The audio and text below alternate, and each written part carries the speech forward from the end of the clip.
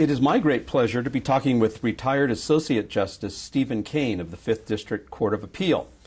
My name is Bert Levy, and I'm an Associate Justice of the 5th District Court of Appeal in Fresno. As part of the centennial of the California Courts of Appeal, the Appellate Court Legacy Project Committee created an oral history of our appellate courts and their justices. Good morning, Steve, and thank you for being with us today. You have been described as a judge's judge and the model of equanimity, steady, even-keeled, and considerate. As a colleague of yours for many years, I would strongly echo those sentiments. It was a tremendous honor to serve with you. Steve, you've had such a distinguished career, and you capped off over 25 years of judicial experience when you retired from the Court of Appeal in June 2017. But before we get to your legal and judicial career, let's talk about your younger years. First, tell us where you were born and raised. Well, first, Bert, thank you for agreeing to conduct this interview, and I appreciate your introductory remarks very much. I enjoyed serving with you and the other members of this court during my 11 years on the Court of Appeal very much. I grew up in San Mateo, California, on the peninsula in the San Francisco Bay Area. I was the oldest of five. Came from a very loving family, and had wonderful parents, grandparents, aunts, uncles, cousins, and had a wonderful childhood. I know you had wonderful parents. Tell us about them and what they did. My mother, Mary Catherine Galligan Kane, known as Kiki, was her nickname from young age, was born in Kansas City, Missouri, and after the war, her dad got transferred, worked for a telephone company, to San Francisco. She finished school here, and then through her brother, who was also a law student at the University of San Francisco, where my dad ended up going to law school, met my dad through her brother. They got married in 1951, and I was born the next year. My mom was a very sweet, loving lady, beautiful, liked people, loved children, was a wonderful hostess, very encouraging and supportive of me through my childhood. And I think I was closer to her than anybody growing up until I became, a young adult. And as she grew older and all of us kids became adults, she exhibited a sense of humor we had not seen before. She was a great mimic, and she loved to laugh. So my mom was just a wonderful mother and wife and friend to many. My dad grew up in Denver, Colorado. He was born in 1926, the youngest of 8. His mother died when he was 1. He only had one sister, and of course the Depression came. His dad had trouble finding work, and my dad got shuffled around among family members because he was the baby and there was no woman in the house to take care of him. So of course my dad, as you know, Bert, was a retired member of the Court of Appeal, 1st Appellate District, and has also undergone an interview as part of the Legacy Project, so he's talked about his life, but he eventually ended up living in Burlingame with his sister, his only sister, and her husband. They never had children. It was John and Mary Burke, and he lived with them from the time he was about 13 through high school, and they were a big part of his growing up and maturing years. And then the war came, and he entered the Navy, came out, thought he wanted to be a dentist. That didn't work out. teachers told him that he just didn't have the hand dexterity to do that. So then he tried law, and he ended up going to USF Law School, graduating, met my mom, and then started practicing, and ended up down in Redwood City with Harold Ropers and Gene Majeski, and then later formed his own firm, and then went on the trial bench, the appellate bench, back to law practice, became the ambassador to Ireland, did private judging, and finally retired. My dad worked very hard when I was growing up, and it was common for him to be working, 6 and 7 days a week. He was trying lots of cases. He was a very accomplished trial lawyer, and it wasn't until he went on the Superior Court when I was in high school that his hours became more regular. But my dad was a very modest man, but had a lot of personality, liked people, and people knew that he liked being with people. And I think, as a result, he connected with juries and other lawyers and judges, and family was important to him. So I had a wonderful father and a wonderful mother. I had the privilege of meeting your father a number of times. He was a larger-than-life figure, really had a wonderful, gregarious personality, wonderful personality. He became, as you mentioned, the ambassador. And tell us a little bit about that. He was appointed by President Reagan, I believe. Is that Yes. right? Well, it's interesting how all that happened. He actually was practicing law back with the Ropers Majeski firm, having retired early from the Court of Appeal, and he got a call indicating that the President Reagan wanted to nominate him to the Board of Trustees of the Legal Services Foundation. And if you may recall, Bert, that it was a very controversial time back then, because there were two schools of thought that the federal government should increase the funding of legal services, and then there were those that were critical that they should actually withdraw some of those funds. So the appointments were very important politically. And my dad got nominated, and he went through some Senate hearings on that. And I'm giving this by way of background because it's kind of an interesting story, and it was like the day after or shortly thereafter that this ambassadorship thing opened up, and he ended up taking it, and they withdrew his name from the legal services appointment. But the story that I remember that I enjoy recalling is that when he was in front of the Senate and some of the opponents of his nomination, one of the senators was grilling him, one of the questions to him was, well, they referred to him as Justice Kane, even though he was retired. They said, Justice Kane, you've had a remarkable legal career. You've been an accomplished lawyer and judge, and you've done very well for yourself and sort of the American story. But really, as a trustee on the Legal Services Foundation, how can you possibly understand what it's like to be poor and to relate to the people that will come and ask for those services? And my dad paused and said something like, and I've read the transcript of this, Senator, one of my first memories as a child is standing in a line where they were handing out shoes. He said, I remember going to bed at night hungry. You don't forget those things. I haven't forgot those things.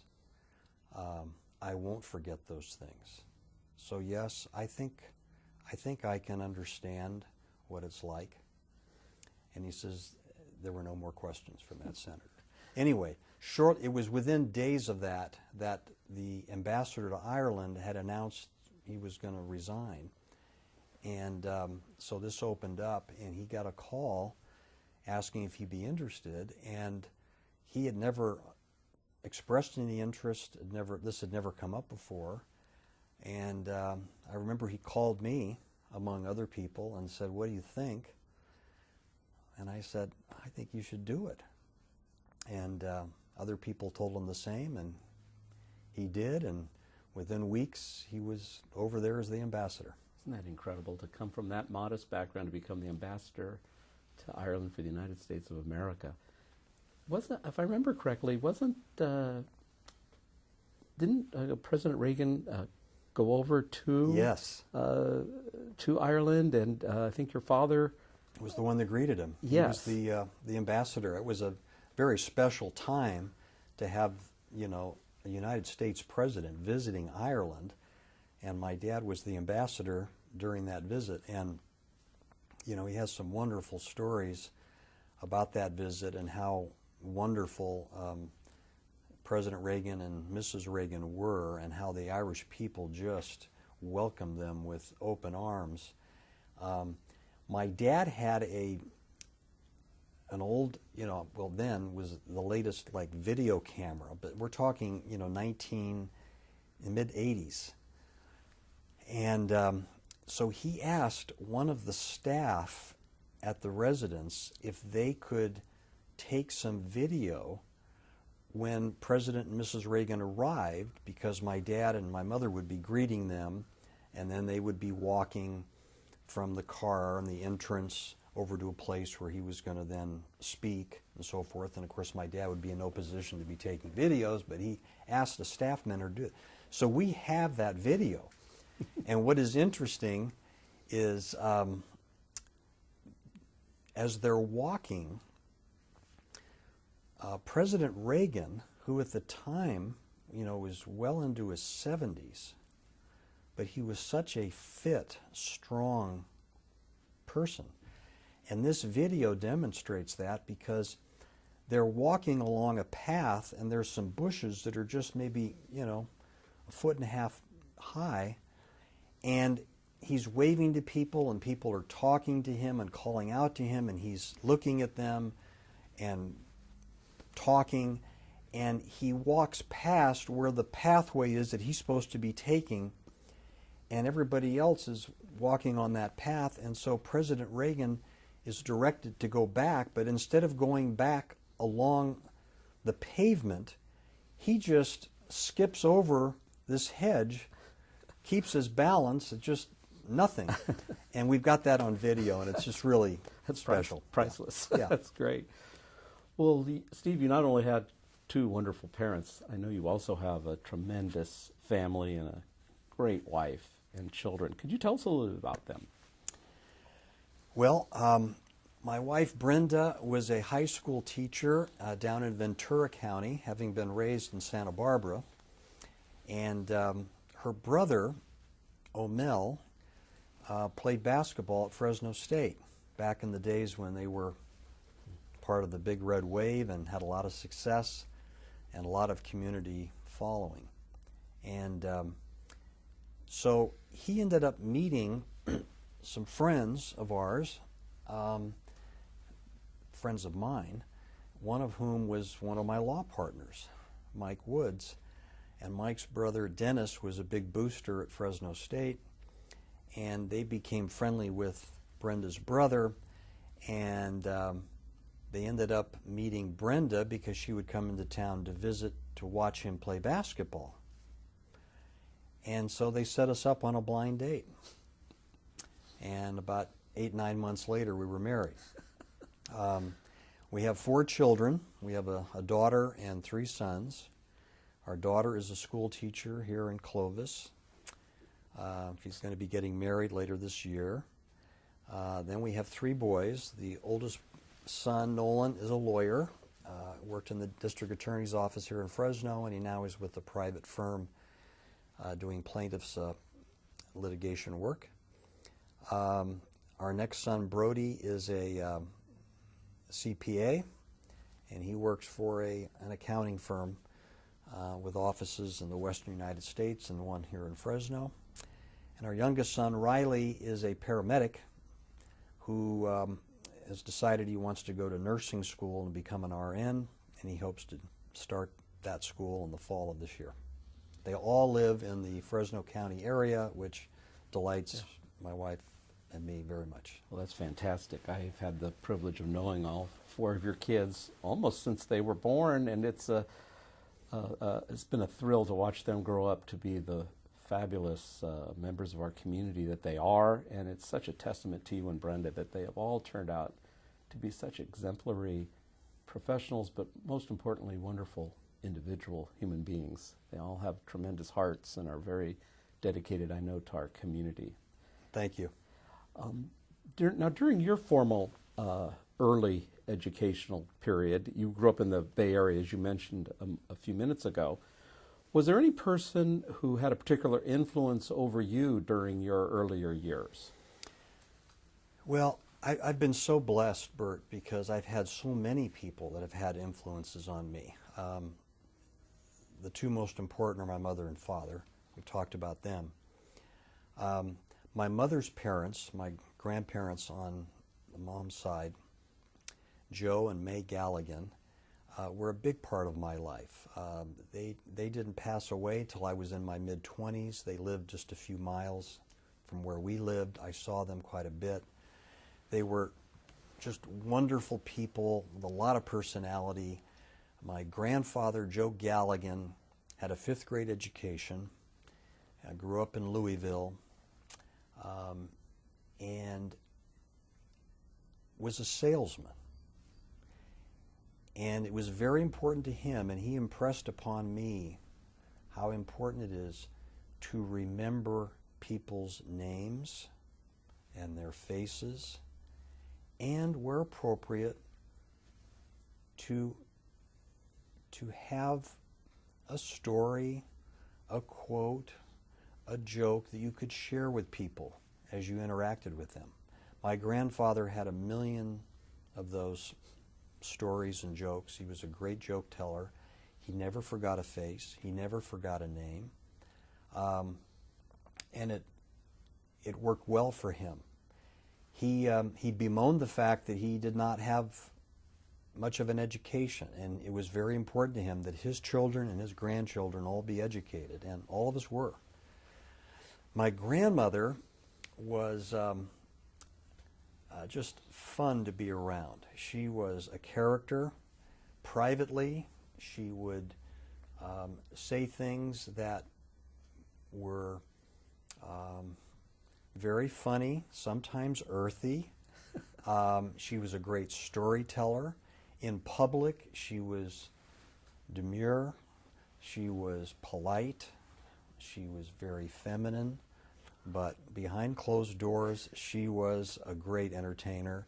She was also very encouraging and supportive of all of us kids, the grandkids. She always told us that we could do anything we wanted and just had to work hard. And she always, protected us against any attempts by our parents to discipline us. She was the great grandmother that way. So they were wonderful. I've mentioned my dad's older sister, my Aunt Mary, and her husband, John Burke. John Burke had a tremendous influence on my father because, as I mentioned, he got moved around as a child, lived in different states with different brothers, different people. He finally got stability when he moved in with my newly married aunt and her husband. And here he was with no kids. He had been an only child, and now he's got a 13-year-old boy living with them. And he couldn't have been better. He was a good man. He was a well-read man. And when I came along, being the first, he was my godfather, as my aunt was my godmother. They paid a lot of attention to me. He was a very funny Irishman, earthy, original, enjoyed interacting with people, He was spiritual. He was inquisitive, and he kind of imparted some of those qualities to me and my brothers and sisters. He was always quizzing us and talking to us and teasing us, and so he was a big influence. You know, and there were many other friends and relatives, but those are the ones that come to mind. It's interesting to hear you reflect upon your relatives, because you've carried on their tradition. I can speak from firsthand experience over the years. It's wonderful. I know you attended Bellarmine Academy. Bellarmine College Preparatory There in you San go. Jose. You want to just briefly reflect on that period of your life? Well, that was my high school, and I took the train from San Mateo to Bellarmine. It was a Jesuit-run college prep high school, and this is where the influence of my grandparents on my mom's side, I think, kind of carried the day. They always believed strongly in the Jesuits as being the great teachers, and my mom's older brother, Joe Galligan Jr., he had 8 children, and all the boys went to Bellarmine, and so I ended up going there too. I was just led to believe that was, you know, the top of the mountain, going to Bellarmine, but I had to take the train. So that was a different experience. It was a wonderful education, but it was an all-boys school. Still is. But I met some people there that have been lifelong friends, and I'm sure Judge Larry O'Neill's name will come up in this interview because he's been a big part of my life. And I met Larry O'Neill the first day of high school, and we've been friends ever since. And there was a few other people there that I went to school with that I still stay in contact with. Larry O'Neill's now a federal judge for the Eastern District of California. So you graduated from Bellarmine, and where did you go to college? I went to the University of Notre Dame in South Bend, Indiana, and it was kind of interesting how that came about, because I had never considered the school until Christmas vacation of my senior year in high school. And my parents were wonderful with inviting priests and nuns over to our house for meals and things all through the years.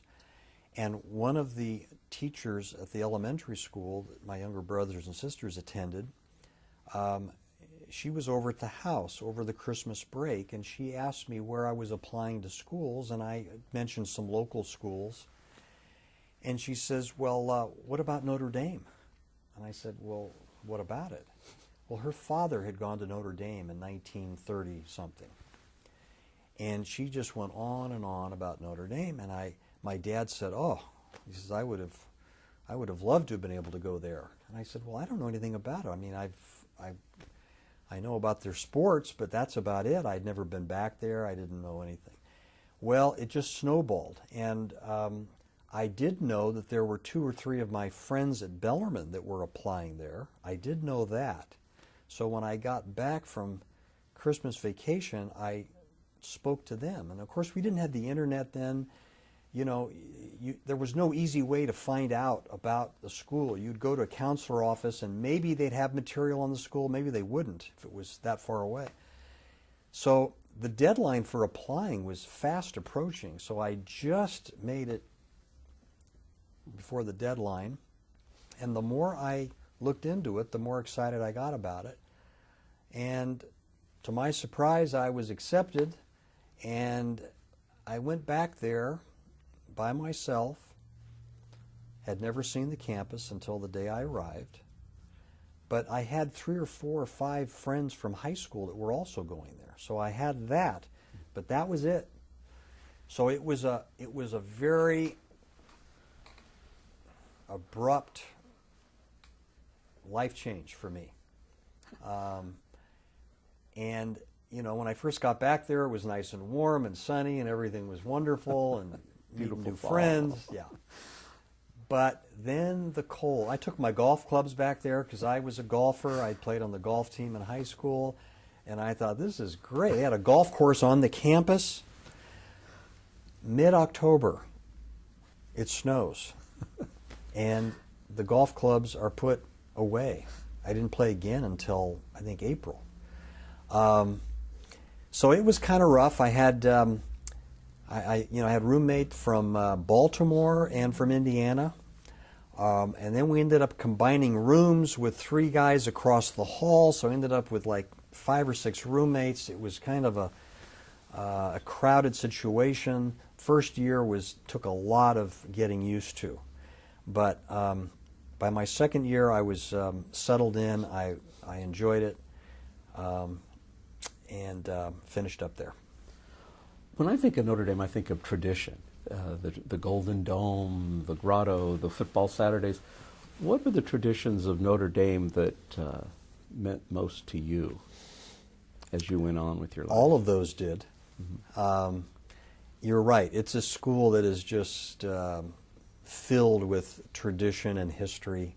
I enjoyed sports a lot. I liked playing them. I liked watching them. I loved...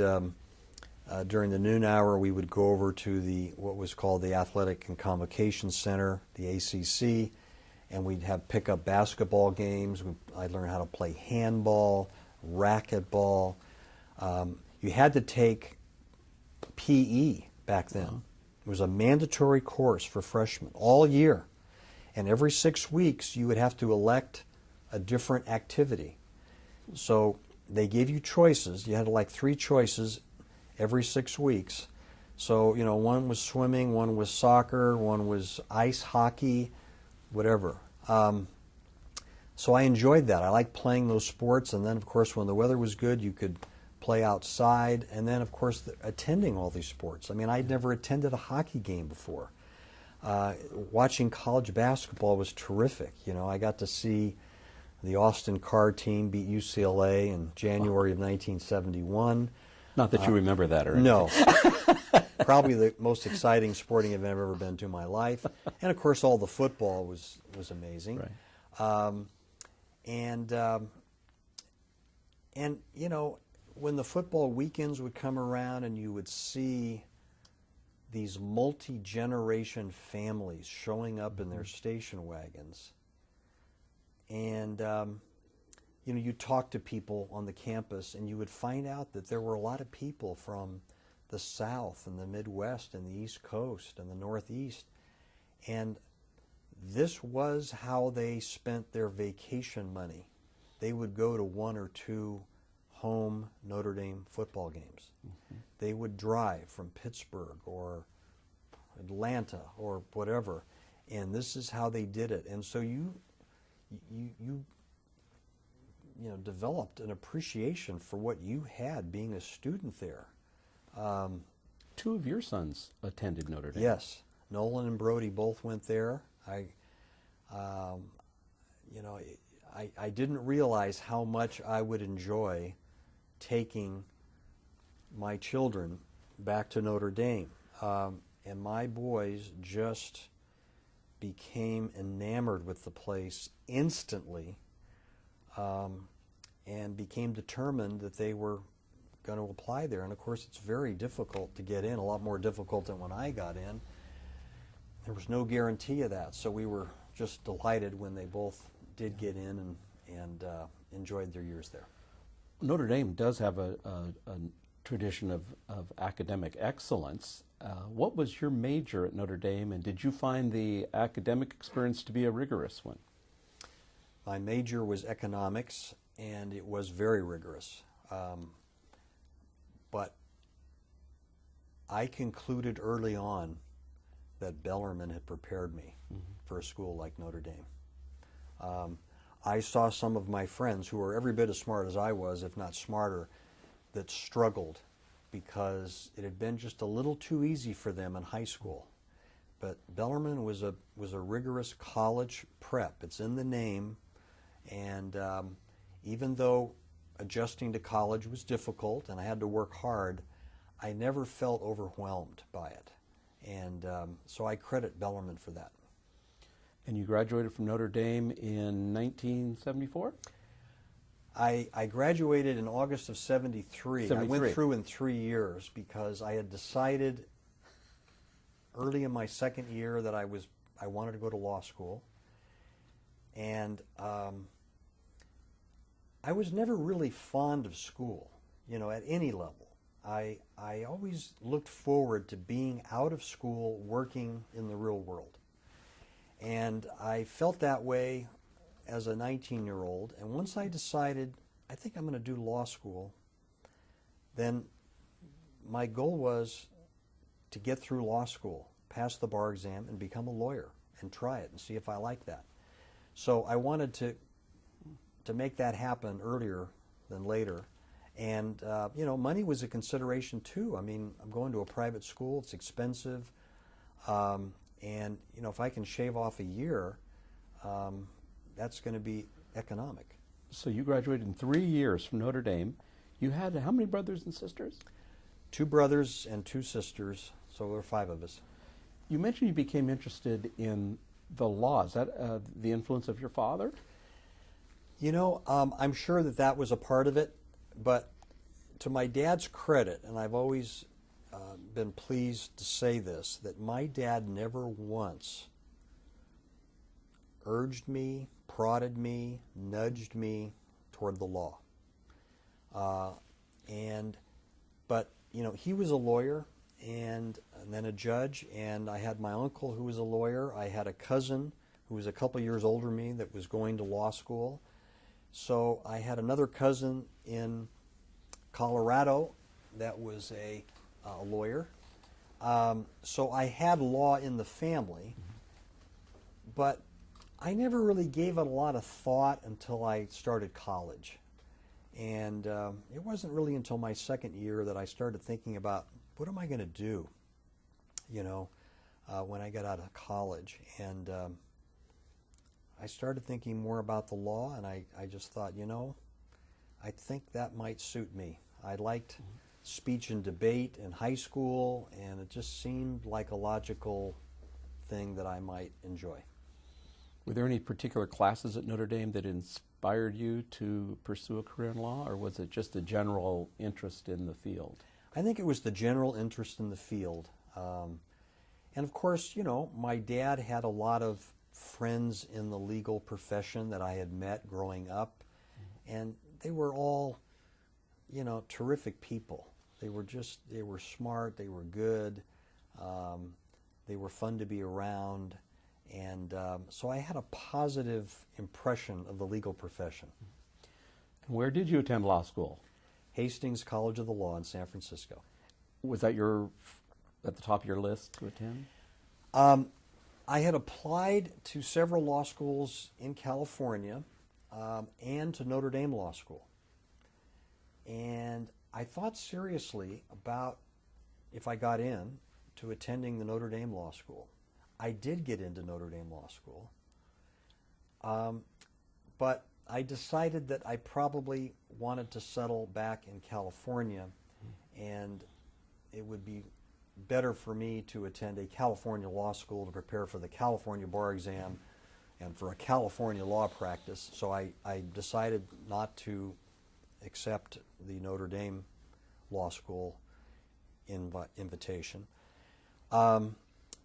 I did apply to, Bolt and Stanford and Santa Clara and UCLA and I think USF and Hastings. And I didn't get into Bolt or Stanford. I got into the remaining schools, and I relied on my dad at this point, and he had nothing bad to say about any school. And of course, he went to USF and was very proud of that. But he told me that he thought that Hastings was an excellent school that was sort of gaining momentum as a school, as a law school, and that, he thought that would be a good choice, and that's what I eventually decided. So you entered Hastings in the fall of 1973? Yes. How would you describe your law school experience at Hastings? Well, again, I have to preface this by saying I never liked school. And people are always surprised to hear that because, you know, I went through a lot of schools and I did reasonably well. It wasn't like I hated it, but I just never enjoyed school. I wanted to be out in the world. So law school was no different. The first year of law school is a challenge. Yes. And in my first semester, I remember the movie Paper Chase came out, and a bunch of us went and watched it, and that scared the heck out of us.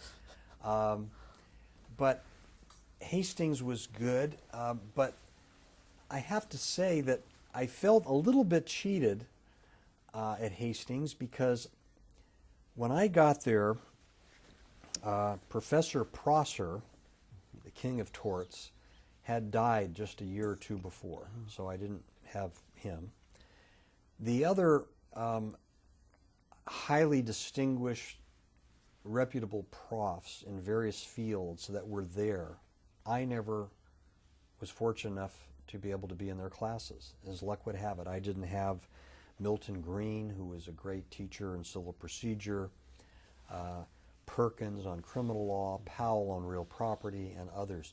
They had this tremendous lineup, and for whatever reason, I didn't get any of them. So I felt a little, you know, cheated on that. Was that just the luck of the draw? Just the luck of the draw. Mm-hmm. I had some good teachers, but it would have been nice to have had some of those. And, of course, a lot of the friends that I made in law school did have those, and they raved about them. But I had something that none of them had. For the first 2 years of law school, I lived at home in San Mateo. My dad was on the Court of Appeal in San Francisco, 2 blocks from Hastings. So I commuted with my dad every day for the first 2 years of law school. And I got an education in the car that nobody else had. And things that I didn't understand or things that I wanted to talk about, I could talk about with him. And he would explain things well. He was patient. He would tell me war stories. We would talk about the courts. You know, we talked about what it's like being a lawyer. We talk about what it's like being a trial judge, because my dad was very adamant that, you know, that the appellate court should respect what goes on in the trial courts and defer to the trial courts. And he drilled that into me. So I had this second education that layered on top of law school that made my years extremely beneficial and informative. Those are such cherished memories, I would think. Sounds as if perhaps the education you got outside of the classroom was as important as what you received inside the classroom. There's no doubt in my mind. That's wonderful, wonderful. Did you work or do any volunteer activities when you were at Hastings? For the last year and a half, I worked for my uncle, Joe Galligan, who had an office in Millbrae. He invited me to come and work part-time for him, which was fabulous. I would work a couple days a week and work on, he had a general practice, so I got exposed to everything: family law, tax, personal injury, business, wills and probate. The real world. The real world. That's wonderful. And my cousin was a lawyer in his office, and they had another partner. And I got to go to court a few times. I saw their clients. I got to see how a law practice operates. So I had that. And then after my second year of law school, I got an intern job with the United States Attorney's Office, the criminal division in San Francisco. And that was a terrific experience. I lived up there during that summer and worked strictly on criminal matters for the U.S. Attorney's Office. I got certified as a student, and I got to try a non-jury case in front of a magistrate judge, criminal case, assault and battery, which was terrific. And then toward the end of the summer, I actually got to work a little bit in the civil division. They had a need for some help, and they kind of loaned me out, so I got exposed to that. It was a marvelous experience. So between the two, I got a little bit of exposure to criminal law, and then I had exposure to a general practice. So you finished your 3 years at Hastings. You couldn't finish in 2 years, even though I'm sure you wanted to. I wanted to. I did. You finished your 3 years, and then you took the bar exam. Yeah. Do you have any recollection of the bar exam and how you prepared for it? We all do, right? Absolutely. We don't forget that.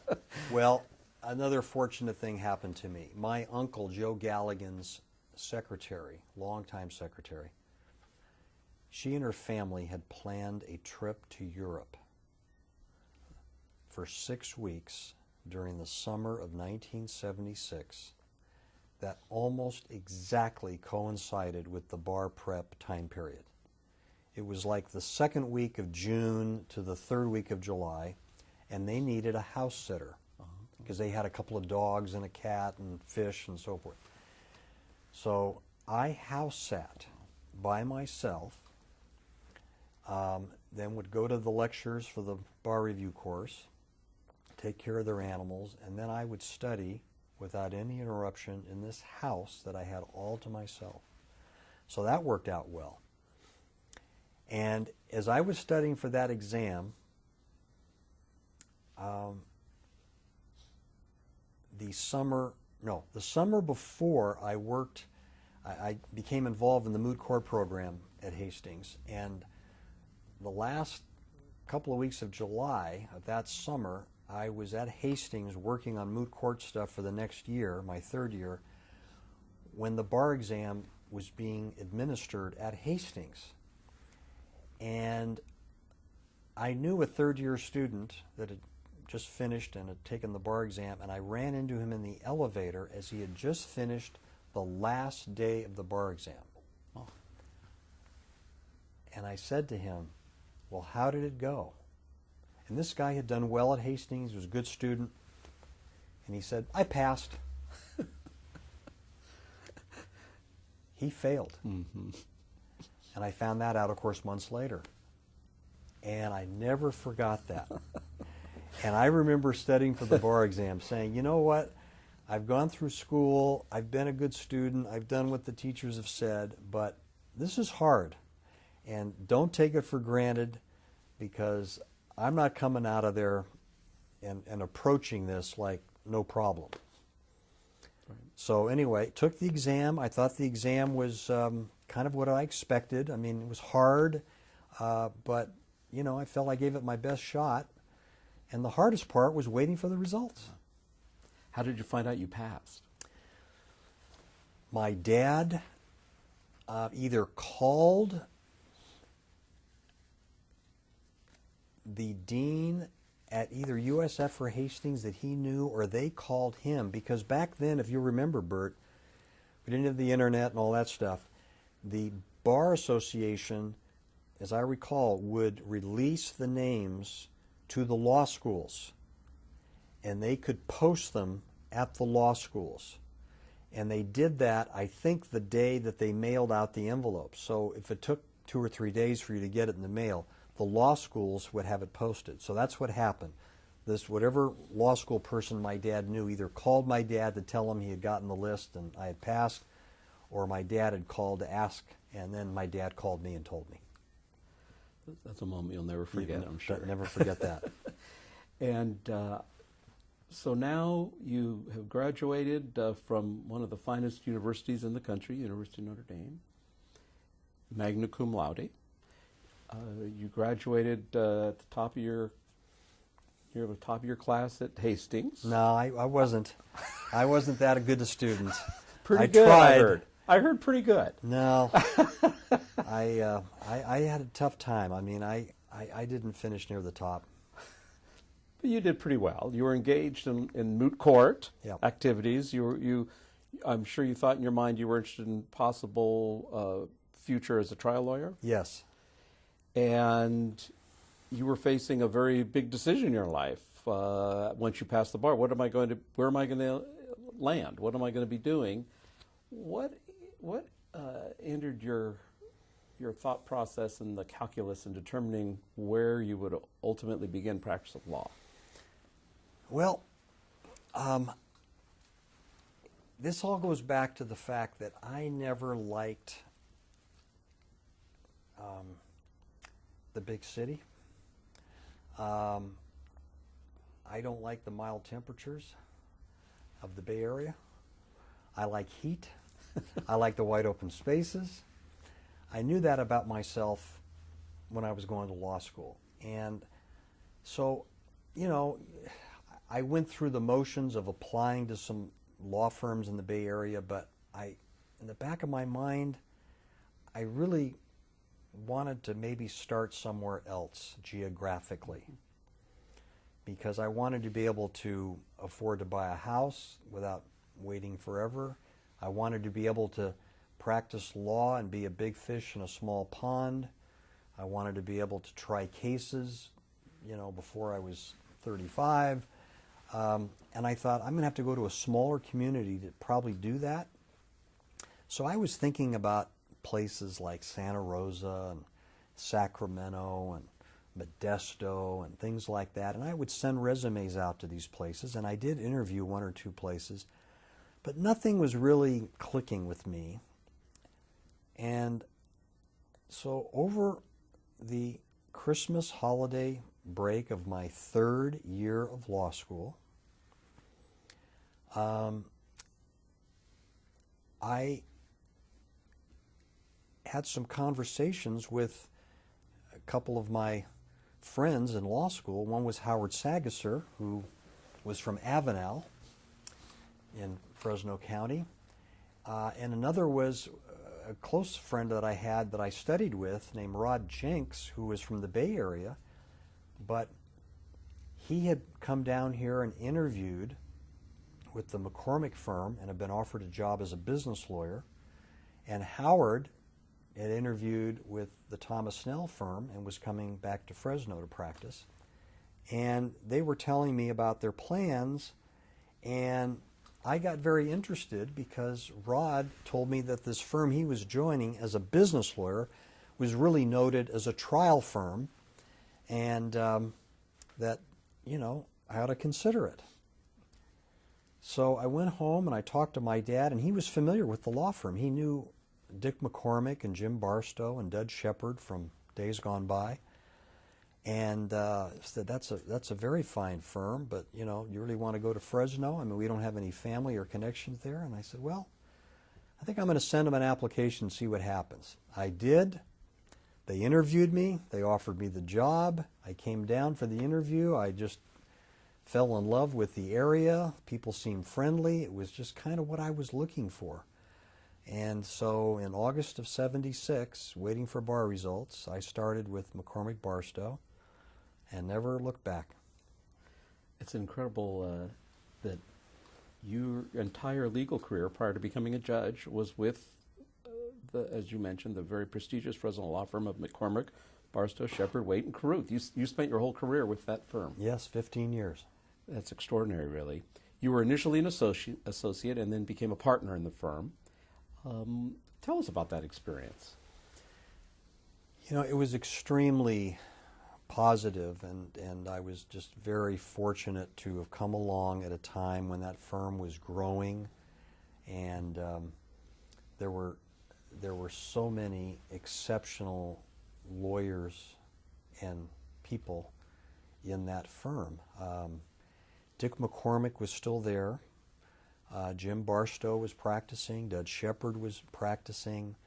Bob Coyle, Larry Waite, Lowell Carruth, Ollie Wanger, Steve Cornwell, Jim Wagoner, Mike Woods, Mario Beltramo, and you know, these were extraordinary lawyers, and I learned from all of them. You know, I got to accompany Ollie Wanger on a jury trial he had. I did the same with Steve Cornwell on a case, so I saw it from beginning to end with a very fine lawyer in charge. And then all of those other lawyers that I've mentioned, helped me and guided me, and I got to observe them and watch them. They also knew that, I was from the Bay Area. I didn't have any roots here. They all welcomed me into their homes. They all set me up on blind dates. And finally, one of them turned out to be successful. Yes, thank you to Mike Woods. Yes. But it was just a very fulfilling time for me. Steve Cornwell roped me into coaching kids soccer within weeks of my coming here. I'd never played soccer. And I ended up doing that for 6 years. And I did most of those years with Gordon Park, who joined the firm when I did. Got involved with that. This is before you were ever married. Before I was ever married. Yeah. And then, bought my first house after I was there only 2 years. Small, simple house, but I could afford that in Fresno. There's no way that would have happened in the Bay Area. I got to try cases in my first year as a lawyer. I got a caseload. I got to be a lawyer. I got to work on big cases for other lawyers, taking depositions, going to court, traveling across the country. I just feel like that opportunity and that setting accelerated my development as a lawyer more so than if I had gone to work for some big city firm, got paid more money, whatever, but I wouldn't have developed as a lawyer as fast as I did here, and I am forever grateful for that. Plus, this is a wonderful legal community, as you know, Bert, to practice law in. There's a lot of wonderful members of the bar here that, even as Fresno has grown, still has a collegiality and an environment that is welcoming for young lawyers. And Steve, you earned an exemplary reputation as a truly outstanding lawyer and a person whose word is your bond. And I know that you know that an attorney's reputation is one's most important asset. And whenever anybody in our community ever mentioned the name Steve Kane, there was automatically a very positive response to the mention of your name, and that's something that I'm sure that you cherish, both as an attorney and as a judge to this day. And so you were an attorney there at McCormick-Barstow for many years, and then the opportunity presented itself that perhaps you might want to become a judge. Can you tell us and share your thought process about the endeavor of becoming a judge, and what analysis in your mind you went through thinking about the change from being an attorney in McCormick-Barstow for so many years and then possibly taking the bench? I have to say that, of course, my dad had been a judge, but had then retired early and went back to the practice of law. Again, he never encouraged me to go on the bench. And then, Bob Coyle left to go on the federal bench from our firm. And then several years went by, and then Ollie Wanger and Larry O'Neill left to go on the bench. Ollie to the federal court, Larry to the superior court. And then the next year, actually Larry went first, and the next year Ollie went on to the court, and at the same time Brad Hill left our firm to go on the trial court. So these were people that I knew and admired, I was especially close to Larry and Brad, and I really never thought about it much until after they were gone. Mm. And so then start thinking about it because they were enjoying it very much, and they were telling me so. And the other piece to this puzzle is that, Brenda and I at that point had 4 small children. And I was working hard, and I was enjoying the practice very much, and our firm was growing, and I had a lot of responsibility. And there were things that I wanted to do as a lawyer that I hadn't done yet because I was just sort of hitting my stride. But I had this, tugging at home that was going on because it wasn't so bad working hard Monday to Friday, but it was tough having to go to the office on a weekend to get ready for a trial or something and leave the family behind. So that entered into the equation. And so I thought about it, and I finally, in about September of '91, decided to put my name in. And there was a long list of people that had their name in at the time, some of whom had it in for a long period of time. And I didn't think that my chances would be that good. And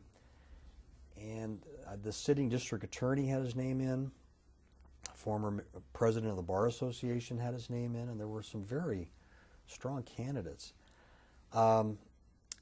But sort of at the last minute, the district attorney withdrew his name, and I don't know what else happened, but in January, just 4 months later, I get the call from Chuck Bachigian, now on the appellate court here. He was appointments secretary at the time to Governor Wilson. Yes, and extended the appointment offer to me, and so I only had 4 months of sort of stewing over this, wondering what the future would hold, which isn't a very long time. Most people wait much longer. So I was very fortunate, but it just kind of confirmed to me that it was right. This was the right thing, was the right time. And so in February of '92, I took the bench. Of course, you prepared yourself well over the years to become a judge. Going back to when you were an attorney, you were active in the Fresno County Young Lawyers Association, in the Fresno County Bar Association, and you were active in a number of community activities that I would think helped you in your judicial selection process. I think so. I think all of that contributes, and I think that's how you and I met. Young Lawyers Association, baby lawyers. And been friends ever since, and it all stems back to that. And there's others that I have met at that time that got me more immersed in the legal community than I would have been otherwise. It's very easy when you're practicing law and you're busy to just live in that world, But we had people in the firm that encouraged the lawyers to be involved in other activities, legal and non-legal, and so that was a good part of my maturation here, was being involved in Bar Association activities. We got involved. You remember, Bert, that group that we were on the board for several years was responsible for starting the mock trial competition for high schoolers here in Fresno, which is still going strong. I think we instituted the photo legal directory at that time, which is still in existence. And we started the Hopper Luncheon, which is still an annual affair. For the young and so I'm proud of those things. And then I got on the board of the Bar Association directors, and I thought that was very helpful too. And back then we evaluated judicial candidates, if you remember. And so getting back to your question, I think that really did play a role, because we were asked to evaluate judicial candidates, and it makes you think about, what qualities good judges have, and what should be emphasized and what should be looked at, and I got involved in that process. So, Steve, you were also a member of ABOTA, a very prestigious group, American Board of Trial Advocates. I know that's a tremendous honor that you received. Yes, and I was very proud of that. The firm that I was with had a lot of members in Abota, and I felt very special when I was able to join that group. I think that's a wonderful testament to your talents and experience as a trial attorney.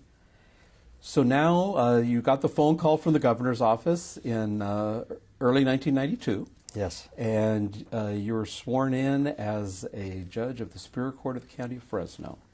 How would you describe your experience in transitioning from an advocate to a decision maker? It wasn't as hard as I thought it would be.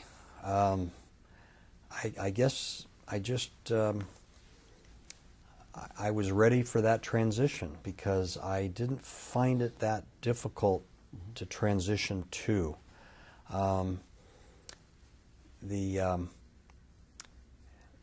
The assignment that I was given initially was as a general trial department, and I did civil law and motion, and I was very comfortable with that. Of course, I was starting to handle primarily criminal trials, and that was new. You'd never done any criminal work as an attorney? No, I had not. And I had never done any family law. And occasionally, when you were a general trial department, you'd get the long cause family cases and a steady diet of criminal cases. So that was what I needed to learn and to get comfortable with. And that took some time, but I remember, Judge Holly Best saying, when you come right down to it, the rules of evidence are the rules of evidence, and a trial's a trial, and a jury's a jury, and he says, it won't take you that long before you feel comfortable, and he was right. You mentioned Judge Best, Justice Best, who was just a tremendous member of our legal community and judicial community for so many years. Did anyone take you under their wing as a mentor when you ascended to the Superior Court? Yes, Larry O'Neill. Mm-hmm. Larry, you know Larry well. Yeah. Larry is known well in this community. When he took the bench in 1990 as a Superior Court judge, I think he was 37 years old, but way beyond his years. And when I joined the bench 2 years later, he was being sent out to juvenile court to be the new PJ out there. But a year later, he came back and became the assistant presiding of the whole court, and then became the presiding judge. Larry is an extraordinary person in many ways. His time management skills are second to none. He's got a lot of street smarts, and he knows how to connect with people. So he's got personality, but he's also got the conviction and the strength of character to do things the right way and insist that everybody come along with that. So Larry was great because he would give me many practical tips on how to manage a courtroom. And they were all valuable, and they were all reliable. And it helped me tremendously. When something would come up, I would ask him, and chances were he had dealt with it before, he had a practical response, and I followed his advice religiously, and I think it made me a better judge. This is the same Larry O'Neill who you first met at Bellarmine, correct? Yes. Isn't that amazing? Yes. You both ended up in Fresno, both on the Superior Court bench at the same time. The odds of that are... Same law firm. Same law firm, exactly. And I can share your sentiments about Larry because he did the same for me as well. What assignments, you mentioned the family law and criminal law assignments were somewhat new to you, but you were able to acquaint yourself with criminal law after a relatively short period of time, and you gained the respect of the attorneys of Fresno County as well as the bench of the Superior Court, and you ultimately became the presiding judge of the Fresno County Superior Court. Did you find that experience rewarding or challenging? Both. It was rewarding, it was satisfying, but it also was aggravating. As you may recall, Bert, things were changing in the state court system at that time in the mid-90s. The state powers of the court and Sacramento had decided that they were going to move toward consolidating all of the trial courts, ultimately unifying them. But initially it was a consolidation that was limited to administrative consolidation. That was decided, and so Fresno County had three separate court organizations. We had the Central Valley Municipal Court, which basically were the outlying former justice courts in Fresno County. And then we had the Fresno Municipal Court, and then we had the Fresno Superior Court. Three different courts, three different court administrators, budgets, different presiding judges, but all constitutional officers. And when the state decided that they were going to require that all county courts have a single administration and work toward a single budget, that created a lot of turmoil in most places, many places. Fresno County was a leader in this transition, and I give a lot of credit to the three court administrators that our county had. We had Mike Weinberg in Central Valley, we had Sandy Silva in the Fresno Muni, and we had Tamara Beard in the Superior Court. They got along well, they respected each other, they were extremely capable, and that made it easier for the judges to go along. So, Judge O'Neill was the presiding judge in 94 and 95 when all of this was starting to happen. And you'll remember we decided as a court to have a retreat over at the coast. The judges paid their own way over there. But we had a meeting, a 2-day meeting over there to talk about whether do we want to actually formally consolidate the judges into a single court with a single presiding judge. And we decided not to do that at that initial meeting, but everybody got along and everybody decided that we should continue talking about it. So we formed a committee, 2 members from each court. Larry O'Neill and I were on the Superior Court. We had Chip Putnam and Ed Sarkisian from the Fresno Muni, and we had Jim Aaron and Tony Ishii from the Central Valley. And we met during the 1995 year, and we came up with a memorandum of understanding that we thought all the judges could live with, because we thought it was inevitable that we were going to be forced to do this anyway. We wanted to get ahead of the curve and do it on our terms. We then had meetings. The 3 courts bought into it. There was enough trust where it succeeded. And in that fall, I was elected the first presiding judge of that new consolidated court. And that started in January of '96, and I served for 2 years. Those were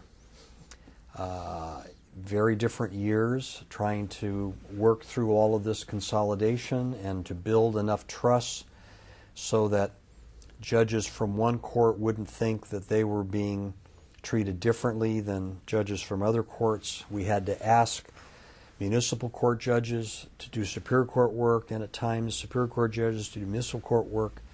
But we got through that, and almost without exception, the judges and the administrators worked together to make that successful, and it was. And so when unification came along in '98, we were already there. So we didn't have a big transition at that time, whereas other courts did. So I feel very proud of the efforts of everyone during that time period, but it was a very difficult transition for the presiding judge, for the administrators,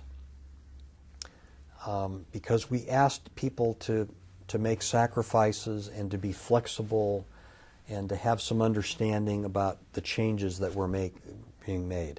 I analogize this to, can you imagine what would happen if in a given city, take the city of Fresno, if it was decided that the city council should consolidate with the Board of Supervisors, or the Fresno County Sheriff's Department should consolidate with the Fresno Police Department? If you were to toss that out, the people that would be affected by that would say that's crazy talk. Well, that's essentially what the judges of this county did in 1995, 96, 97. So I'm very proud. And ultimately, do you feel that it was beneficial in the long run for the administration of justice? You know, that's an ongoing issue. I never really thought about it in any detail because it was an accomplished fact that we had no control over. There have been many benefits, but there are some aspects of it that we miss from the old system. You know, the old system, there are judges that preferred, you know, doing municipal court work. Yeah. And they did not, they applied for the municipal court. They liked that kind of work. They liked being in the court all day, interacting with people. But they didn't necessarily want to be in family law or doing juvenile law or something else. And now everybody's a Superior Court judge, so you know you're subject to being assigned to anything. The old days, you could have 5 years as a lawyer and apply for the municipal court position. And you know, some people think that's a good testing ground to see how somebody does, to see if they then should be elevated. Well, we don't have that step process anymore. It's just one court. So those are a couple of things. And some people feel that the consolidation has placed a disproportionate amount of authority and power in the San Francisco with the administration offices that operate the courts. But again, you know, that's a two-edged sword because there have been efficiencies and savings that have been realized through that, but there is the give and take of giving up some local authority too. But I would say the bottom line is that for Fresno County, it was a good thing because we were depending on the Board of Supervisors to fund our courts, and they were not doing it, and they didn't have the money to do it. And with state funding, we got more funding because it was obvious that we were in more need than other counties in the state. So I think Fresno benefited from this unification state funding change. I remember you handling some high-profile criminal cases as Superior Court judge, but I think your first love was the civil law. And I believe you were the first presiding judge of the sole civil department in Fresno Superior Court. Is that right? Yes. Could you tell us a little bit about that experience? Well, when I was presiding of the court, I had made a proposal in writing to all of the judges that we create a civil department, and I laid it out. I wanted 5 judges, and I specified the days of trial and when they would hear law in motion and how it would work. It did not pass because we were feeling a lot of pressure from the caseload. 3 strikes had just passed, and there was just a lot of extra, you know, hearings and worry about the state of the law, and sentencing was getting more complicated, and there was just a lot going on. And the fear was that if we took 4 or 5 judges and devoted them exclusively to civil, that the criminal wouldn't be able to keep up with the load. So I lost. About 2 or 3 presiding judges later, we have Justice Brad Hill, who became the presiding judge of the Fresno Superior Court. And right before he took office, a month before, he came to me and he said, "I think I want to start a civil department." I said, "Really?" He said, "Yeah." He says, "I can't give you 5, but I think I can give you 4. Will you head it up?" And I said, "You bet." So, music to your ears. It was. Yeah. And to his credit, he didn't order a big meeting and take a poll. He just decided that he was going to do this as part of his administration, and he was going to make it work, and he did make it work, because we had 3 judges, Judge Hillary Chittick, Mark Snoffer, and Don Black. They're still on the court. All great judges. Great judges. And, they all had civil background, along with myself, and we went to town. And we started trying cases. And we set aside Fridays for settlement conferences that we conducted on the cases that were set for trial the next Monday. And we all had law in motion at 3:30 in the afternoon. This was all part of my original plan of years before. And at the time we started, I think we had 108 cases that were pending that had come up for trial and had been turned away because of no court available, what we called NCAs. Mm-hmm. Some of them multiple times. But we had 108 cases that had been denied a courtroom for a civil trial because there was no courtroom available. We started trying these cases, settling these cases, and the key was Justice Hill, as the presiding judge of the whole court, and he was operating the master calendar, sending out the criminal law cases and some of the long cause, family law, and others. When a courtroom would open up and we needed another courtroom for a civil case, he would assign them to that civil case. So over the next 7 or 8 months, we completely eliminated that 108 NCA backlog, to the point where I think in August of that year, I think we had 1 NCA case to try, and we tried it that month or the next month. Wow. And we were then at a point where cases set for trial, for civil, were set for the first time. And to my knowledge, since then, it's been under control.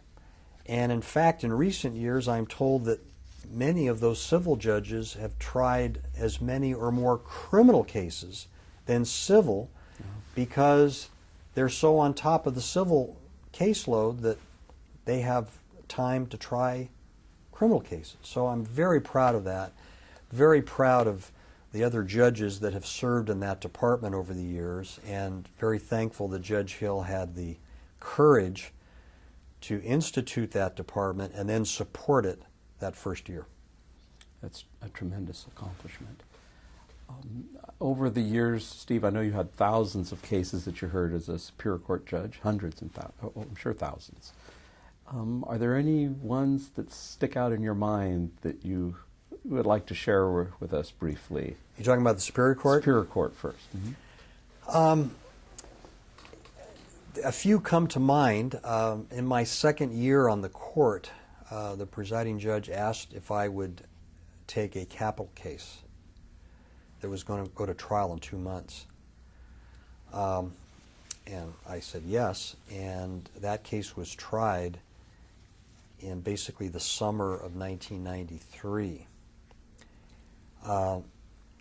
So that was a huge challenge for me, because capital cases have a whole bunch of different rules and things that you have to be concerned about. And that's after you'd only been a Superior Court judge for a little over a year. Yes. And so I had to really bone up on, how to manage and try a capital case. And then, at the end of the guilt phase, in which the defendant was found guilty of first-degree murder and special circumstances, both parties waived a jury on the penalty phase. So here I am as a fairly new judge, having to then decide the penalty phase on that case, which I did. So that case stands out.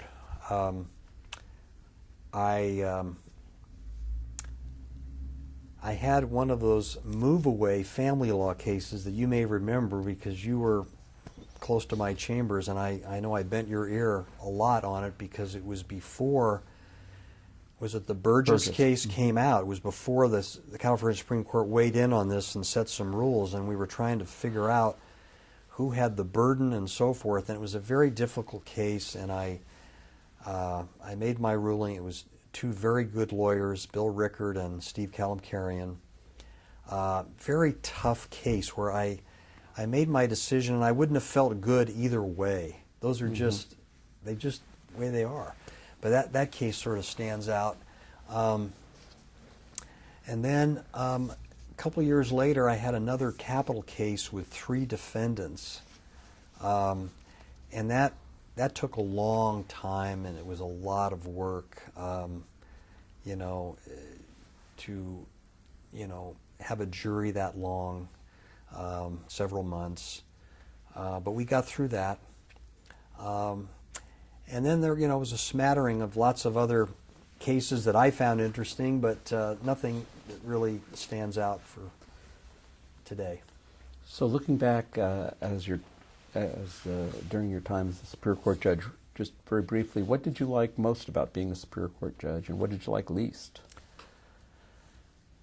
I think I liked most being in the courtroom, being a judge, either presiding over a jury trial or a court trial or hearing law in motion. That's what I liked the most, was being a judge.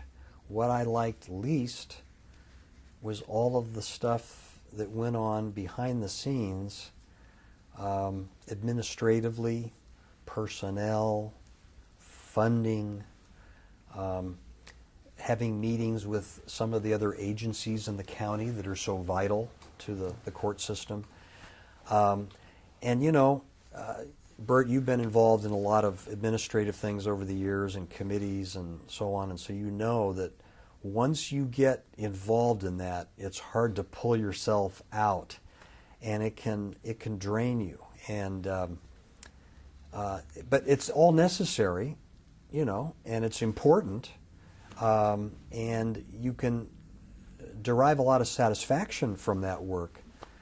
But in a perfect world for me, I would have preferred just to be in the courtroom all day and go home. So now you've been a Superior Court judge for quite a few years, and tell us about your decision to apply for appointment to the Court of Appeal and your approach to that process. Having been on the Superior Court for 14 years, you can't help but think about what would it be like to be on the Appellate Court. And I really had no interest in that during the first 10 years that I was on the Superior Court, because I wanted to try civil cases and criminal cases, and I wanted to do the law in motion and do all the things that a Superior Court judge can do, and I wanted to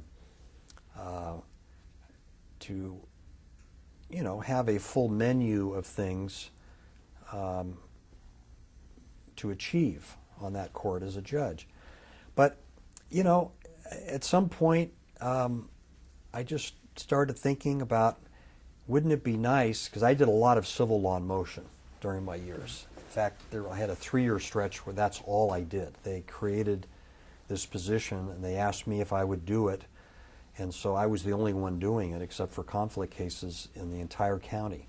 And so I did a lot of research, a lot of writing, a lot of orders, And I think maybe that's when I started thinking about, wouldn't it be nice to be able to do this, but to have more time to do it and to be able to write more elaborate opinions explaining myself, not have, hundreds of cases to do every week. And of course, that's what the appellate court does. And so I got more and more interested, and I finally decided to put my name in. And I put it in while Governor Davis was governor, and there was never any action taken on my application then. And then Governor Schwarzenegger came in, and eventually, I went through the interview process, and Judge Hill put his application in also, and within a couple of months, we both got appointed in 2006. And Governor Schwarzenegger, as you mentioned, appointed you in 2006, and you served on this court from 2006 until 2017. Looking back now, was the job everything you hoped it would be? It was. It was. How would you compare your experience in the Superior Court to that at the Court of Appeal? And was it a difficult transition to make? Well, it was not a difficult transition. I knew what I was getting into, and I had sat pro tem here several years earlier for a month, but I knew what this life was like, so the transition was not difficult. In fact, the more difficult transition would be to go from the appellate court to the trial court. Yes. You have a very hectic, pressurized situation in the trial court. You're getting things thrown at you all the time. You've got to make lots of decisions every day. And then you go to the appellate court, and now you've got 2 full-time research attorneys, you've got a judicial assistant, you've got wonderful colleagues. You have oral argument just a few days a month, and you have the time to think about, research, write, discuss with your research attorney, talk to your colleagues, do a draft, do a second draft, do a third draft, whatever it takes to get it right. So that was a very easy work style change to make. You enjoyed it? I did. I did enjoy it very much. Now, as you mentioned a moment ago about your experience as a Superior Court judge when you were writing orders and making decisions in the law and motion department of the Fresno Superior Court, was there anything else in your experience as a trial judge that helped you approach the decision-making process here at the Court of Appeal?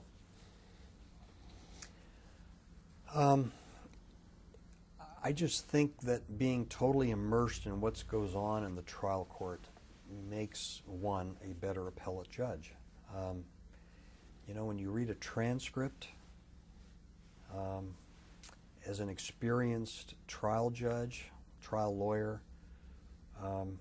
you can read between the lines sometimes, because a transcript only records what the court reporter types. It doesn't record facial expressions, it doesn't record pausing, and it doesn't necessarily disclose why people are saying and doing things the way they're doing it.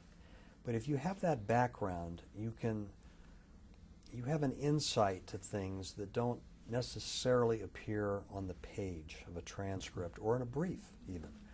And so I think having 14 years on the trial court and having had 15 years as a trial lawyer in courts all the time, that made it easier for me to look at a trial court proceeding and order or judgment and to weigh some of the grounds for appeal and decide the merits of that. Now, some cases are very tough to decide. Some of them are very close calls, and there are a lot of gray areas, as you know. Yeah. But the vast majority of them are not.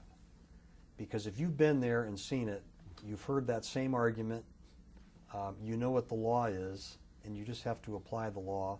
And with the limited standards of review that we have at the Court of Appeal, a lot of those cases do not keep you up at night trying to figure out what to do. The law makes it very clear what you were supposed to do. And so I think everything that I did in the trial court helped me, be an effective appellate court judge. While you were a justice, you authored many published and unpublished opinions covering many significant legal issues over the years, Steve. Are there any civil cases that you authored here at the court that you felt were particularly memorable or noteworthy? I have a couple that I'm particularly pleased about,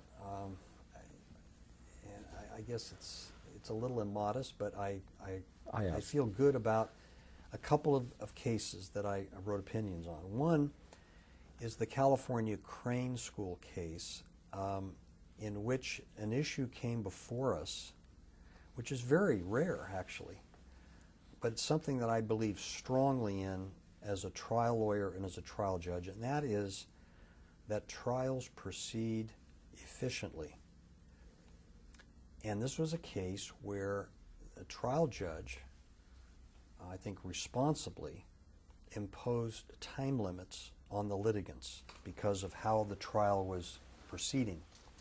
And one of the grounds on appeal was that that was an abuse of discretion and that it deprived the appellant of the opportunity to put on their case. And I reviewed the transcript very carefully, and I took this on myself. I didn't have my research attorney do this. And I wrote a section that we published on the guidelines for trial courts in considering and imposing time limits, and made some suggestions of things they should consider, things I had done before as a trial judge once or twice, not very often. But I always thought it was important that there be some appellate authority that a trial judge could hang his or her hat on in the right case to say to the litigants, I need to control this case, and so I'm going to ask you for your estimates, and I'm going to make some tentative decisions about time limits, and I'm going to give you opportunities for good cause to have me modify those. But otherwise, absent that, this is what you're limited to, and we're going to tell the jury, and we're going to get done with this case within this time frame. There really weren't any appellate cases that would give a trial judge the support to make that call. This case does that, so I'm pleased about that. The second one is Coito versus Superior Court. I remember that case. Yeah. And the question in Coito is whether, there were several, but the main question was whether when a party, through its counsel, obtains either through an investigator or himself a written or recorded statement from an eyewitness to something, whether that statement is protected by the attorney work product privilege, either the absolute privilege or the qualified privilege. As a lawyer, I had run into this many times, and it aggravated me that the law for quite some time up to Coito had been that it is not protected by the work product privilege. And in doing some research on it years ago when I was a lawyer, I think I discovered that this all stemmed from Bernard Jefferson, who had written a book on evidence when he was a lawyer, and he had come up with this approach that witness statements were not entitled to work product protection. They were non-derivative evidence, I think he called it. It didn't derive from the lawyer, it derived from just being evidence, what witness has to say about what they saw. And he then got on the court, and then on the Court of Appeal, and he got a case on this issue, and he cited his own book in support of it, and then other appellate courts, the intermediate appellate courts, followed it, so that during the years I practiced law, when my office would get a witness statement and the other side would ask us if we had them, we had to tell them we did, and then if they asked them, we had to give it to them, basically. That was the practice. I mean, there was a section in the CCP that said that they would have to show good cause, but as a practical matter, the courts were very lenient in ordering these because they had no privilege protection. I always thought that was wrong. So I get on the Court of Appeal, and this case comes to us with this square issue before us. And the existing law says it is protected. And the other members of the panel said, you know, this is really a call that the Supreme Court should make, not us. So I wrote a dissent, and I laid out why I thought it was protected by the qualified work product. There was actually a Court of Appeal opinion out of the Third that said it was protected by the absolute work product privilege, and that we all three of us thought was wrong. So we discussed that, but I wrote a dissent, and the Supreme Court took it over, and I'm happy to say that they reversed Justice Jefferson in that line of cases and held that it is at least entitled to the qualified work product privilege. So That's great. yeah. What about criminal cases? Were any criminal cases are noteworthy that you can remember here at the Court of Appeal? You know, there have been some cases that have been very noteworthy factually. And many of those are non-published, but there have been some very, very sad cases that stick in your mind just because of the ugly facts of them. But as far as, you know, opinions that I've written, the one that I recall that's kind of stands out of my mind that I'm still kind of disappointed about is People versus Pizarro, which was a very sad homicide that occurred in Madera County in, I think, 1989. And they had a trial. The defendant was convicted. It came to this court before I was on the court, and it was reversed and sent back for a Kelly hearing on DNA. Yeah. The trial court upheld the DNA, came back to this court. This court reversed that finding, ordered a new trial. It then went for another trial. He was convicted again. Then we got the case. And what happened was that one of the jurors had gone online and had discovered the previous appellate court opinions and had read them. And those opinions contained evidence about the case that was excluded in the trial that he was sitting on.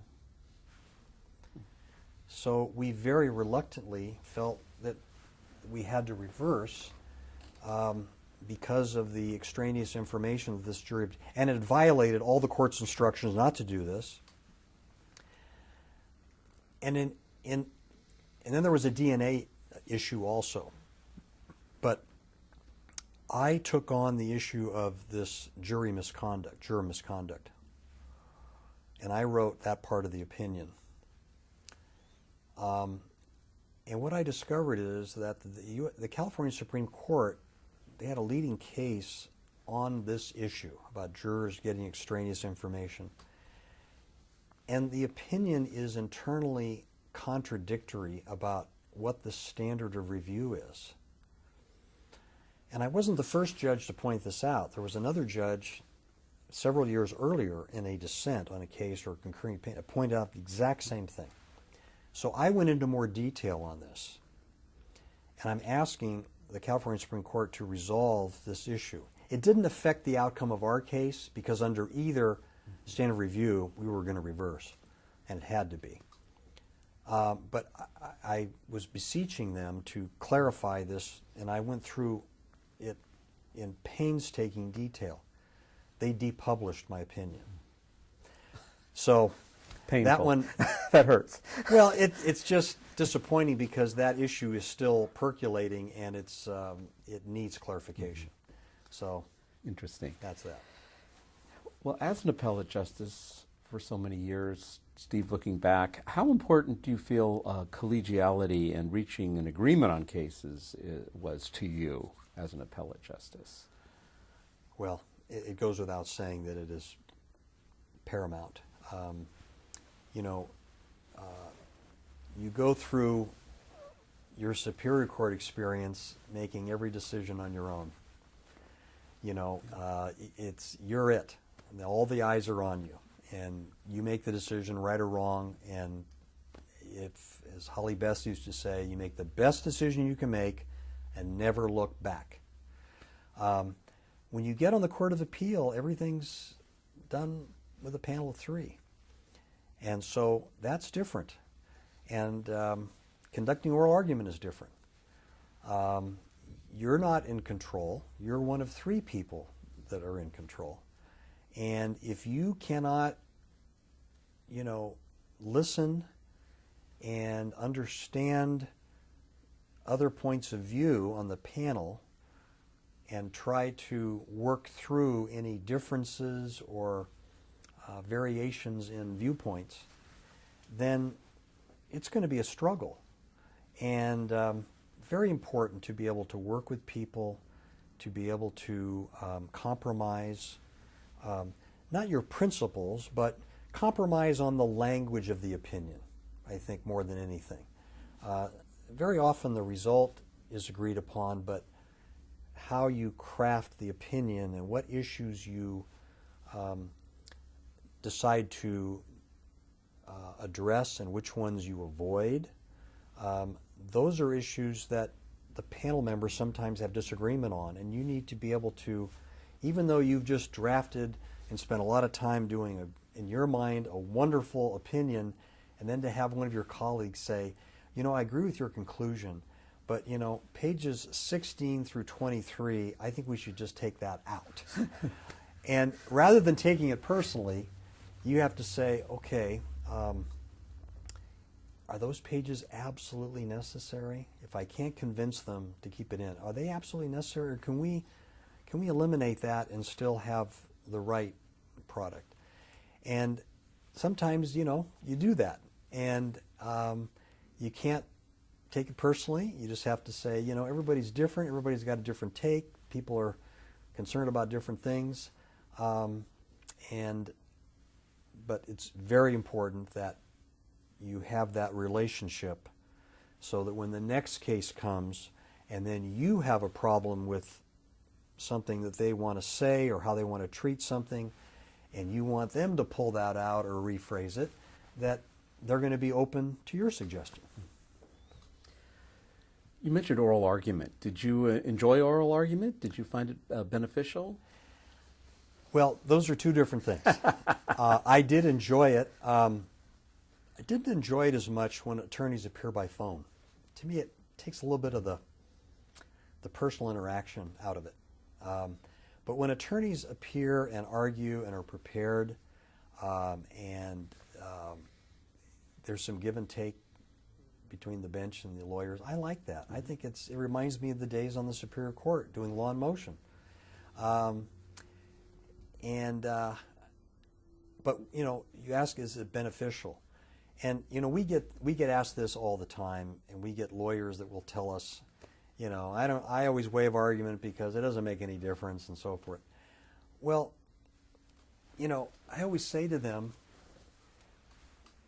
you know, would you prefer that the case ride on the oral argument or on your brief?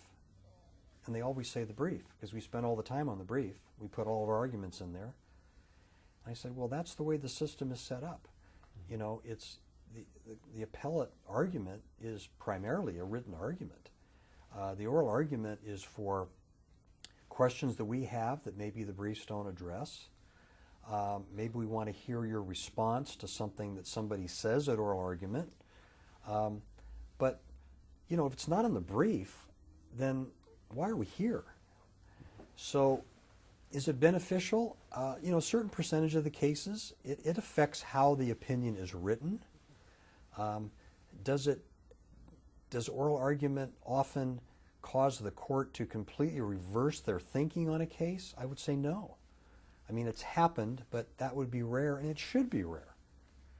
Because if we review everything, the record, all the briefs, and we think the result should be this, and in a 30-minute argument, we now think it should be the opposite, there's something missing there. Either the briefs were inadequate, or all three of us didn't know what we were reading, or something's wrong. If the system is working right,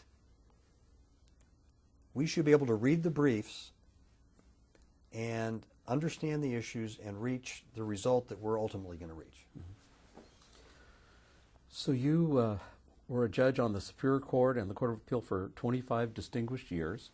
How would you describe your judicial philosophy?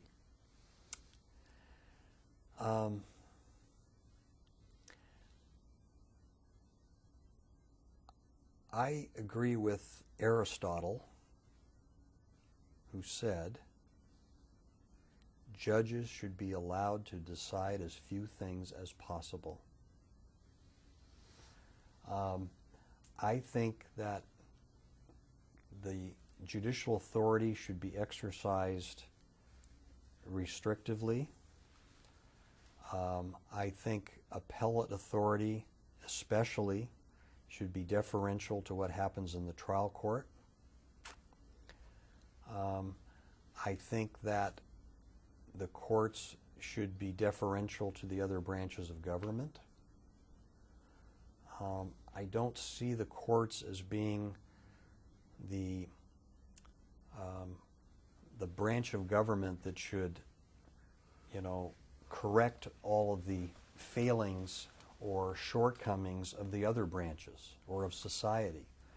I think our oath requires us to follow the law as it exists, not as to how we think it ought to be. And I think judges, get tempted by counsel and by litigants to do more to grant the relief that they're seeking. But I think my judicial philosophy is more narrow than that. And you have been very involved over the years in judicial and legal education. You've alluded to that during our discussion here this morning. Tell us briefly about your teaching experiences, both to lawyers and to judges. I've done not as much as some, but I've done it through the years. I've been asked to be on panels to talk about all sorts of different things: judgments, expert witnesses, trial practice, summary judgments, law in motion, bankruptcy issues that affect litigation, and other topics. I've spoken in front of lawyer groups, I've spoken in front of judge groups, and a mixture. I've also, when I was on the Superior Court, spoke a lot to students and classes that would come into the court. I encouraged that. I welcomed it. I went to a lot of schools myself, elementary and middle and high school and even college. I had some great interactions and experiences with that.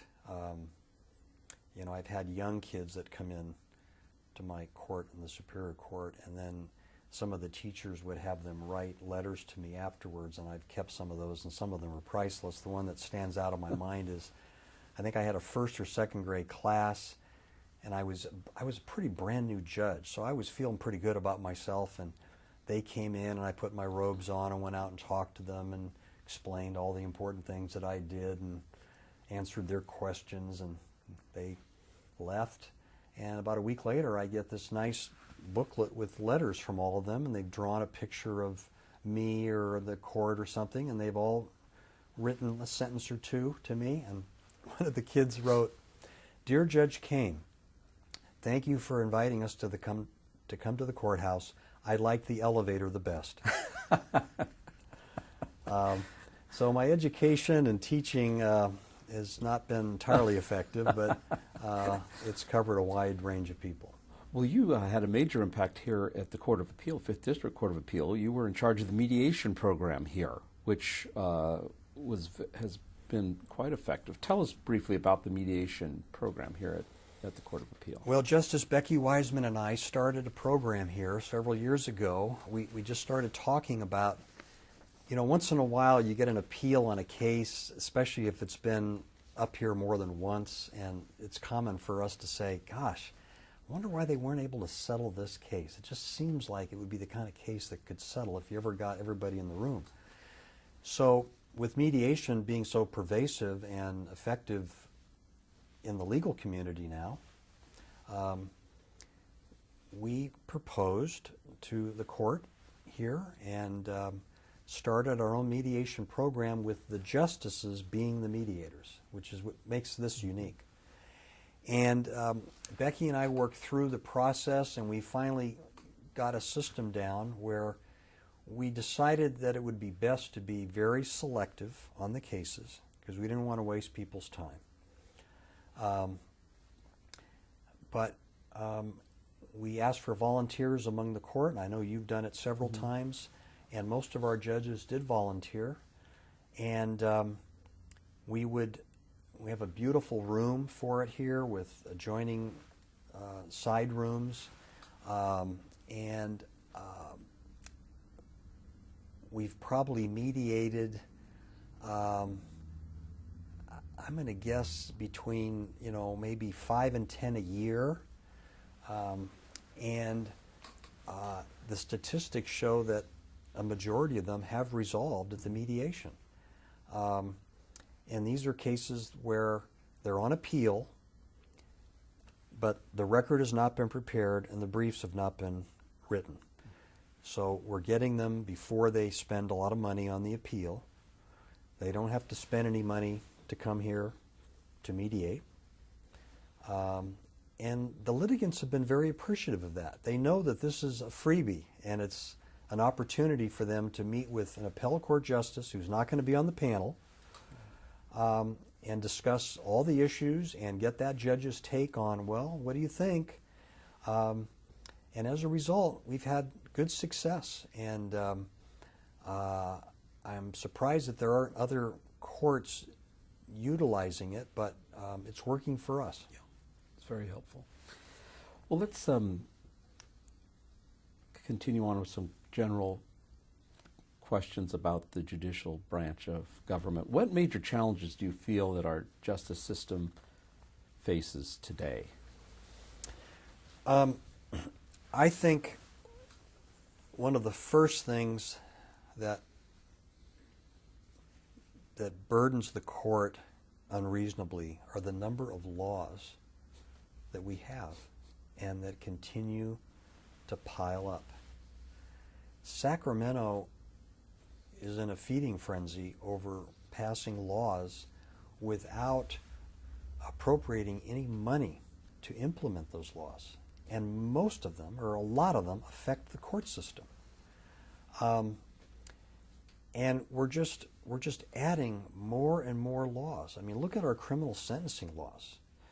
Bert, when you first went on the bench and had to do some sentencing, before 3 strikes, before all these other things that have happened, you could go to one of these orientation courses for judges on criminal sentencing, and you could feel pretty good that, 80-90% of the cases, you'd be able to go to the booklet and figure it out. And probation officers feel the same way, and defense lawyers and prosecutors. I think that's all changed. Now with time credits and with enhancements, nothing's simple anymore. And, it's sort of like doing a tax return. When they started 100 years ago, anybody could fill out their tax return. Now, if you got anything going at all in your life, you can't. And I think that's really hurting the court system, and it's hurting because a lot of mistakes are made. A lot of what the appellate court does is correct sentencing errors. And it's not because people aren't trying, it's because it's too complex and it's changing all the time. We're dealing with I say we, I'm no longer on the court, but you're dealing with, is this law retroactive or not? That comes up all the time. The legislature passes these laws and they don't make that clear. Or through the initiative process, the same thing. So we have to do something about simplifying our laws. I don't think we get more justice just by having more laws. I think we get less justice. Do you feel that the sentencing laws should be reformed? Yes. I think they should be simplified. But the problem is you've got all these competing groups and they'll never agree on it because simplifying will either be perceived as being too law and order or too lenient. And you've got the two schools that will be disagreement. I just think that's so important. The other thing is, jury trials, certainly in the civil side of things, are falling off dramatically nationwide, and I'm sure in California. I don't think that's good. We still have lots of lawsuits and people have things that need to be resolved. But I think a lot of these cases are being resolved because it just takes too long and it's too expensive for them to litigate it. That shouldn't be the reason why they settle a case. I mean, it can be a reason, but it shouldn't be always the reason. I think that trials take too long. I think jury selection takes too long. I think I don't think we get more justice by having longer jury selection. I don't think we get more justice by taking a trial that 30 years ago took 3 days that now takes 6. I don't think it's more justice today than 30 years ago. I think the civil side is overloaded with expert witnesses. I think the law is too accommodating to qualifying people as experts, and as a result, they're dominating civil trials, and that's very expensive and it's time consuming. So those are a couple of my thoughts. Interesting. Let's talk about your decision to retire from the court, and tell us what you've been doing since you retired. I have gone into business for myself for private judging, and so I'm doing primarily mediations and arbitration work. I've also been asked and recently done some appellate consulting work. I don't intend to practice law. I'm not going to become counsel of record on a case, but apparently there are some cases out there where parties would like some feedback from a retired appellate justice on their briefs or how they're going to conduct oral argument, and so I'm open to doing that kind of work as well. I've had a couple of inquiries about whether I would be interested in being an expert trial witness on topics such as attorney's fees and legal malpractice and others. I have not yet been retained, but I'm leaving that door open. Have you been enjoying your time? I have. It's been difficult because I'm a sole practitioner, and I was never that before. I worked for a law firm and then the Superior Court, the Court of Appeal. So now I'm my own boss. So there's a lot of detail work that I have to do that I've never had to do before. But I have enjoyed it. I like not having to answer to anybody else. I like getting back into the legal community. It's nice, meeting new people and encountering new cases and situations. Is the word getting out that Justice Kane is now available? Well, it seems to be because I'm getting busier as time goes on. Good.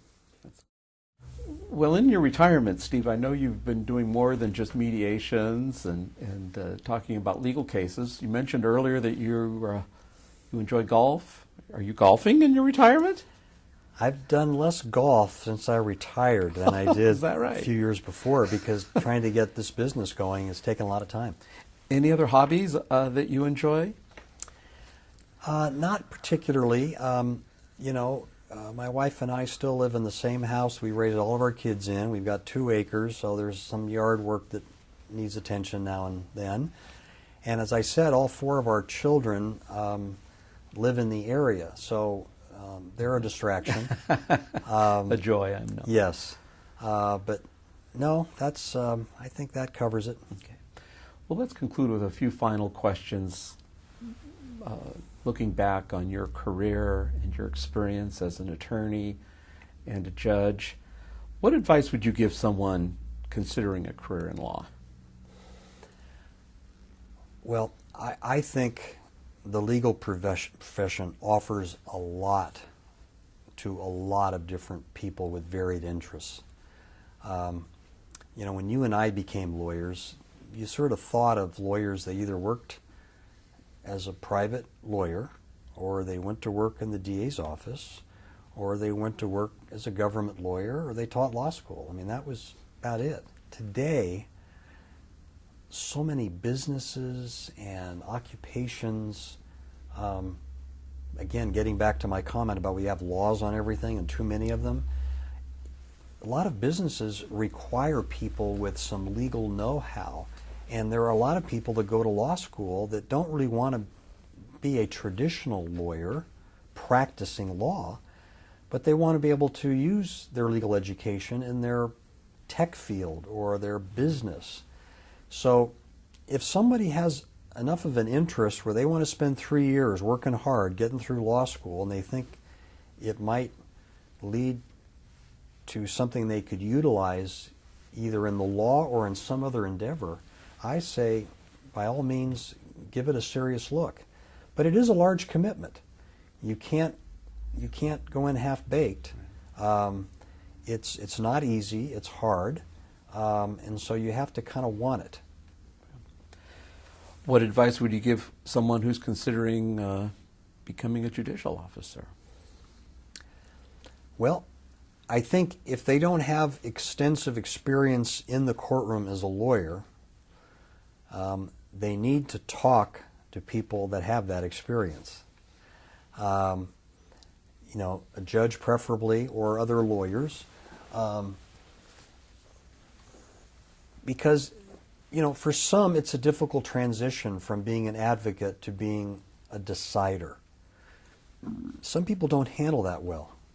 I can think of a judge or two that was never happy going on the bench because they didn't like making such important decisions in people's lives. They much prefer just being a lawyer advocating on behalf of their clients and letting somebody else decide it. So somebody that is considering the bench should really be talking to people that have served on the bench and to get different perspectives on this, because it's not for everybody. Just because you're a very good lawyer or you love the law doesn't mean you're going to love being a judge or a trial judge. You might like being an appellate judge, but you may not like being a trial judge, or vice versa. You can't just look at books and go talk to some counselor at some school. You need to talk to people that are in the arena, courtroom lawyers, trial judges, and get their take on it. And what would you say are the qualities of a good judge? I think we need to expect and demand a lot from judges. And so I think they have to have a lot of very good qualities. It's not enough to be smart. People always talk about somebody that's applying for judge. He or she is smart, or they went to a top law school, or they finished the top of their class. Being smart is just one skill set, and I think you have to have integrity. You have to be able to be a very good listener. You have to have patience. You have to be decisive. After you've listened, after you've understood, after you've been patient, you have to be decisive. You have to make decisions. And you have to do what Holly Best said. You make your best decision and you don't look back. You don't take things under submission for weeks or months. The best time to make that decision is when it's fresh, and you do it and you move on. Ideally, you have to be able to connect with people. You have to be able to talk to jurors. You have to be able to interact with lawyers, with pro-pers, people that aren't represented, which we know there are more and more of those. You had to deal with that in family law in a big way. You have to be able to talk to people in a way that they understand, that you understand what they're saying, and that you are going to try to make the best decision you can, and that you are going to apply the law. It may not be what they want, but I think inside that's what they expect. They expect you to apply the law as you see it. And I think you have to have courage, because you have to make decisions that aren't popular, even though you know that's what the law requires you to decide. You have to be sympathetic, but you can't let sympathy control your decision making. So that's asking a lot of somebody to do all those things, but that's what a good judge is. And judges should be striving to attain those skills as they go through their judicial life.